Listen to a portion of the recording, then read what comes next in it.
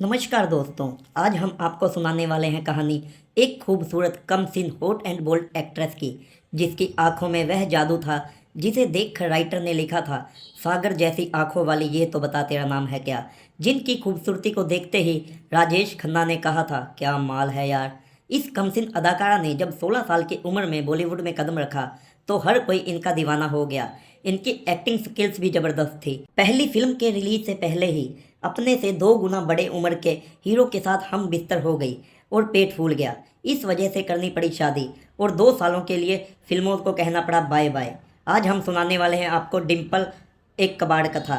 इनकी ज़िंदगी उतार चढ़ाव से भरी रही। इन्होंने 12 साल के ब्रेक के बाद बॉलीवुड में फिर से कदम रखा, एक कच्ची कली से गदराए जिस्म वाली भाभी बनकर। इनकी ज़िंदगी खूब विवादों से भरी रही, क्योंकि रेखा के बाद इन्होंने वो मुकाम संभाला जिससे बॉलीवुड में हॉटनेस की कमी नहीं रही। तो चलिए शुरू करते हैं कहानी डिम्पल कबाड़िया की। इनका जन्म हिंदू फैमिली में 8 जून 1957 को हुआ। इनके पिता का नाम चुन्नी भाई कपाड़िया था, जो एक मशहूर बिजनेसमैन थे। इनकी मां का नाम बिट्टी कबाड़िया था। इनकी बहन सिंपल कपाड़िया भी बॉलीवुड एक्ट्रेस थी, लेकिन कैंसर की वजह से 2009 में ही टपक गई। डिम्पल ने सेंट जोसेफ स्कूल से पढ़ाई की। डिम्पल शुरू से ही उम्र में बड़ी लगती थी, इसलिए इन्हें 16 साल की उम्र में पहली फिल्म मिल गई। राज कपूर इनके पिता के दोस्त थे और उस समय उनकी फिल्म मेरा नाम जोकर बुरी तरह से फ्लॉप हो गई थी, इसलिए उन्हें एक कम उम्र की लड़की चाहिए थी उस जमाने की सबसे बोल्ड और अश्लील फिल्म बनाने के लिए। इसलिए दोस्ती का फ़ायदा उठाते हुए राज कपूर ने उन्हें फिल्म के लिए ले लिया और पहली ही फिल्म में डिम्पल को अपने बेटे के साथ सेट करवा दिया, क्योंकि ऋषि कपूर हीरो थे और डिम्पल से बिकनी किस और कई तरह के बोल्ड सीन करवाना चाहते थे। फिल्म थी बॉबी। फिल्म तो सक्सेसफुल हो गई, पर राज कपूर की दोस्ती टूट गई, क्योंकि डिम्पल के पिता ने फिल्म देखकर राज कपूर की मां बहन कर दी थी। फिल्म की सक्सेस पार्टी में राजेश खन्ना भी आए थे और राजेश खन्ना ने जब पहली बार डिम्पल को देखा तो उनके मुंह में पानी आ गया और डिम्पल भी उनकी फैन थी।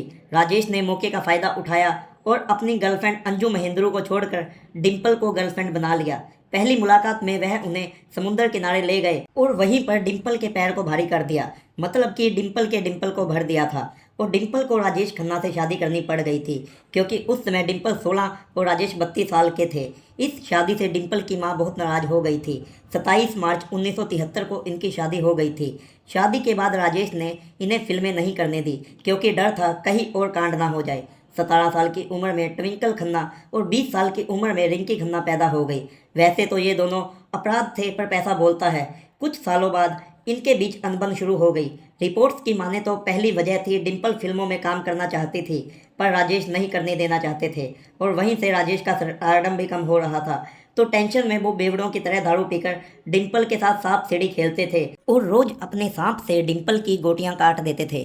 कुछ समय बाद डिम्पल को राजेश खन्ना और टीना मुनीम के चक्कर के बारे में पता चला, मतलब कि राजेश खन्ना दिन में टीना और रात में डिम्पल को लव डोज देते थे।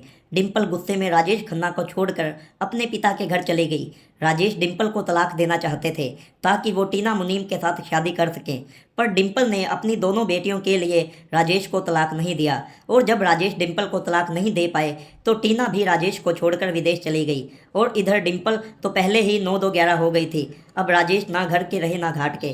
कानूनी तौर पर इनका तलाक नहीं हुआ था। इधर डिम्पल ने 12 साल बाद फिर से फिल्मों की तरफ रुख किया और रमेश सिप्पी की फिल्म सागर साइन की। फिल्म के हीरो थे ऋषि कपूर, क्योंकि इन दोनों की जोड़ी पहली फिल्म में लोगों को बहुत पसंद आई थी।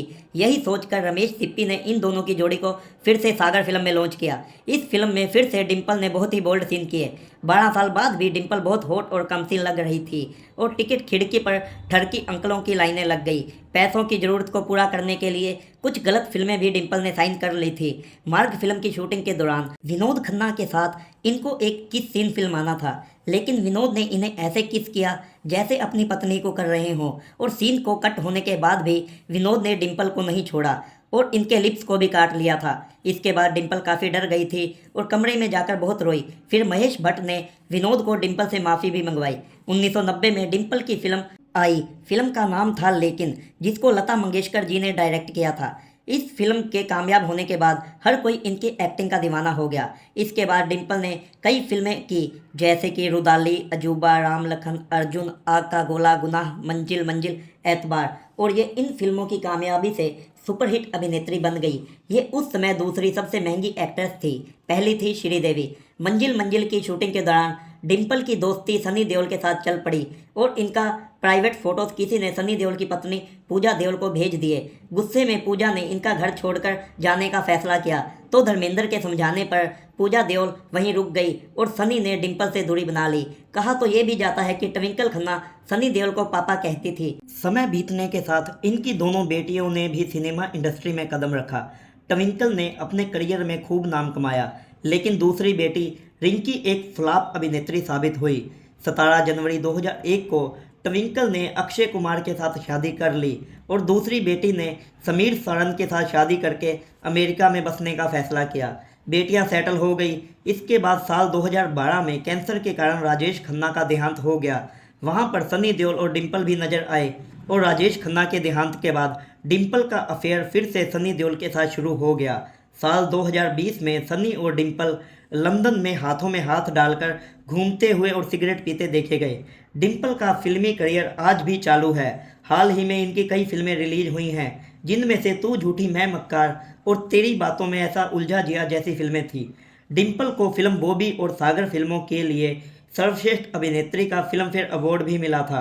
ये आज भी फिल्में कर रही हैं और आने वाले समय में भी कई फिल्मों में देखी जाएंगी। एक गलत फैसले से इनका जीवन कितना बदल गया था, फिर भी ये टूटी नहीं और अपनी धुन में ही काम करती रही। इनका कमबैक आज भी सबसे ज़्यादा सुपरहिट माना जाता है। तो दोस्तों, आपको डिम्पल कपाड़िया की कहानी कैसी लगी कमेंट में ज़रूर बताएं और नेक्स्ट बायो आपको किसकी चाहिए ये भी कमेंट में बताइए। धन्यवाद।